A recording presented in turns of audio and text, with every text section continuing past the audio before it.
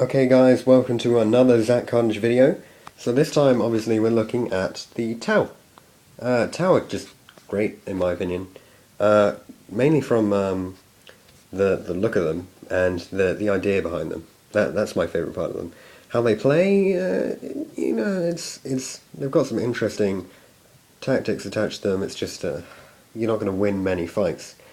So if you do choose Tau, good luck, because it's getting harder and harder to win with these guys. So I'm just going to give a quick look at some of the tactics that are most popular. So as you can see here, we've got a reasonably large Tau army deployed, and what I've done here is I've castled them up. So look at the whole board; they're just in this corner, and what that does is it means that all of your enemies have to walk up to you and cover all of this distance. And if you're lucky enough to get the good side with all the good defensive terrain, if you've done that sort of thing, then that means you can just slaughter them as they're trying to get up to you, because they have to walk the whole distance. So that's always a good tactic. What you do is you put your fire warriors at the front, because they're going to be taking rapid fire at all of your enemy troops first. And obviously things like broadsides, they got 72-inch range anyway, so sticking them at the back doesn't really make much difference. So that's one idea that you can take. Another idea, which is very popular now, is you put a small squad of fire warriors into a Devilfish, and that means you can just transport them around the whole battlefield and drop them off straight onto an objective.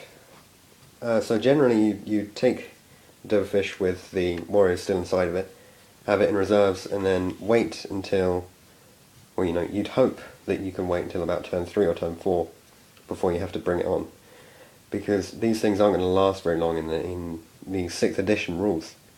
So you kind of have to hope that it's not going to come on too soon, and if it does, you're going to have to take advantage of cover as soon as possible.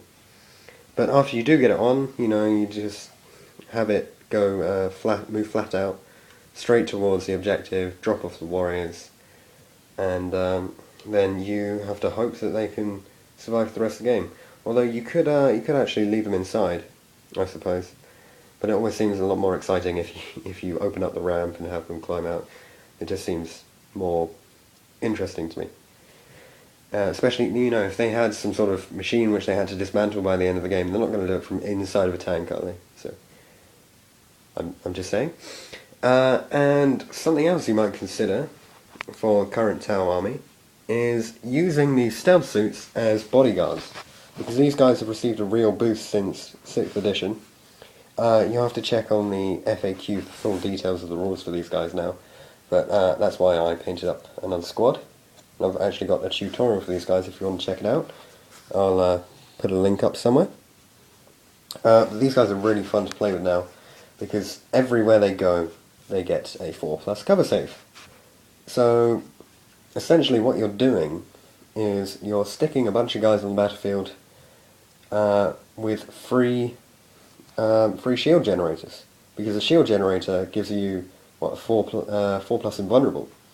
So 4+ cover, pretty much the same, unless you've got ignores cover, obviously. But it's just really fun to use these guys, and what's better is if you stick them with your commander. Here's my Uber commander with ridiculous amounts of weapons, and you stick them as a unit together, because their rules get transferred to him. So you don't have to bother buying him any shield generators or anything, because he's got the cover rules from them. And you obviously you'd have to stick one of them behind him with the modern rules and have, I don't know, like two in front, something like that. Because then, even if these two guys go down at the front, he's still going to be getting that 4+ cover save. And the best thing about this is, if you try and find some 5+ cover. No, this isn't really 5+ cover, but just picture it as something which would give 5+ cover saves. Then all of these stealth suits and the commander with them, they're all getting 2+ cover saves, which is just ridiculously good. So that's something to consider as well. Obviously the main problem with these guys is they got burst cannons, so you're going to have to get close, and if you get close then you're pretty much dead as Tau, because Tau are pretty terrible in close combat, to say the least. But thanks for watching this video.